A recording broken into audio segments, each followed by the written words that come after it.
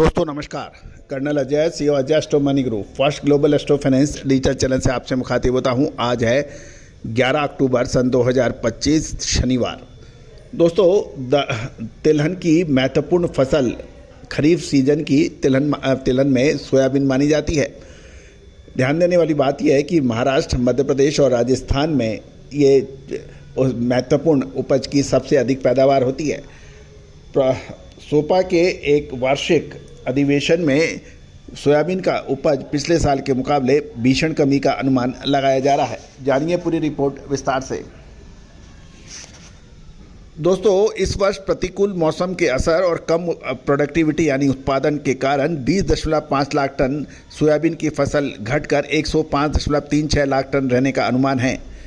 पिछले साल ये 125.82 लाख टन पर पहुंचा था, जो इस बार 20.5 लाख टन घटकर 105.36 लाख टन रहने की उम्मीद लगाई जा रही है।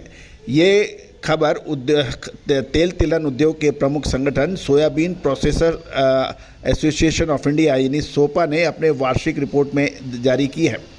इस रिपोर्ट की माने तो 2025 खरीफ सीजन में देश भर में सोयाबीन की बुआई लगभग 114.56 लाख हेक्टेयर के क्षेत्र में की गई और औसत प्रति हेक्टेयर 920 किलोग्राम की प्रोडक्टिविटी यानी उत्पादकता दर्ज की गई है, जबकि पिछले साल ये 125.82 लाख टन की पैदावार हुई थी और जो बिजाई क्षेत्र भी 118.32 लाख हेक्टेयर में हुआ था और प्रोडक्टिविटी पिछले साल 1063 किलोग्राम प्रति हेक्टेयर की रही थी, जो अब घटकर 920 किलोग्राम रह गई है। यानी बिजाई क्षेत्र की कमी के साथ साथ प्रोडक्टिविटी यानी उत्पादन प्रति हेक्टेयर में भी कमी है। इसको देखते हुए सोयाबीन की फसल के अंदर काफ़ी बड़ा अंतर यानी 20 लाख टन कम की खबर निकल रही है।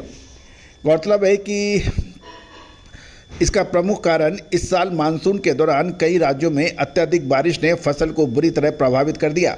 राजस्थान में लगातार भारी बरसात से सोयाबीन का उत्पादन लगभग 50% रहने के समाचार है। राजस्थान के सोयाबीन की फसल के ऊपर हमारा एक पूरा एपिसोड इस चैनल पे अपलोड है, उसको भी देखना ना भूलें। मध्य प्रदेश जो देश का सबसे बड़ा सोयाबीन उत्पादक राज्य माना जाता है, वहाँ पर भी कई जिलों में जल भराव और कीट रोगों ने फसलों को नष्ट भ्रष्ट कर दिया था। इसके साथ साथ पीला मोजेक वायरस के फैलने से भी उपज पर प्रतिकूल असर डाला, जिससे किसानों को भारी नुकसान झेलना पड़ा है।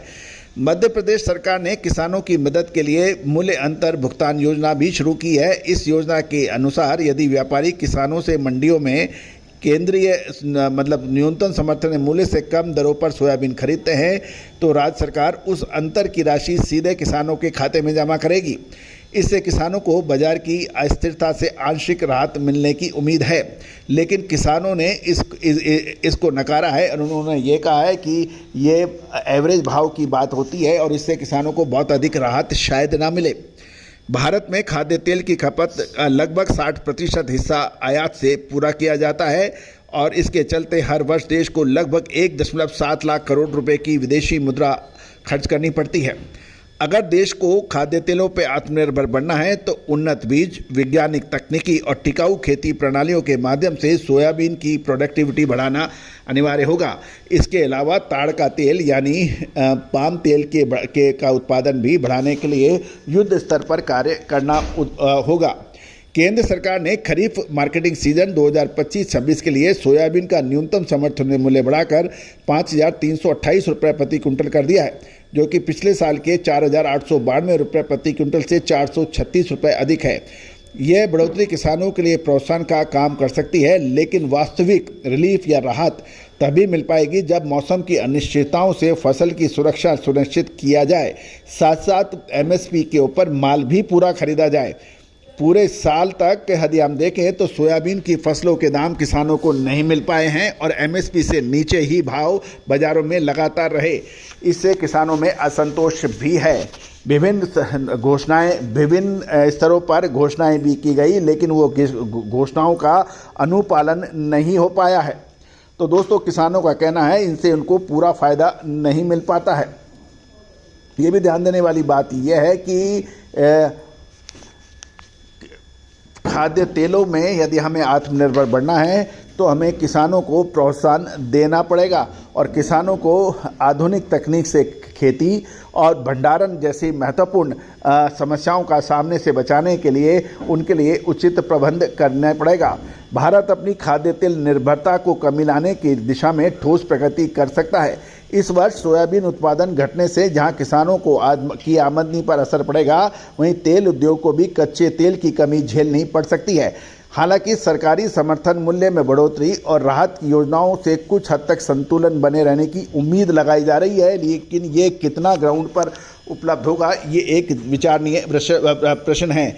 लेकिन लंबी अवधि के लिए समस्याओं के समाधान के लिए उत्पादन क्षमताओं में वृद्धि, मौसम संबंधी जोखिम का प्रबंधन ही स्थायी उपाय माने जाएंगे। दोस्तों, उम्मीद है कि ये सभी जानकारियाँ आपके लिए बेहद उपयोगी और लाभप्रद रहेगी। किसान हो या फिर छोटे व मझोले व्यापारी या फिर मिलर्स, हमारी अग्रिम विशेष रिसर्च रिपोर्ट के लिए आप संपर्क कर सकते हैं। All the very best, good luck, happy trading. Sonakshi की रसोई में आज की स्पेशल गेस्ट है मौसमी चैटर्जी जी। ये जी नहीं, मौसमी आंटी। ओके आंटी मौसमी, तो आज आप क्या बनाएंगी? मैं क्यों बनाऊं? मैं तो गेस्ट हूँ, आप बनाओ, हम खाएंगे। एक्टिंग में तो हिट हो, अब खाना बनाओ सुपर हिट। ठाट से बनाऊंगी खाना, है ना द बेस्ट एवरीडे मसाला। आओ बनाते हैं मसालेदार छोले। छोले हर रोज की करी में एवरीडे मसाले, शाही बिरयानी में स्वाद का जायका। पटल पोस्तो और शुष्य इलिश भापा।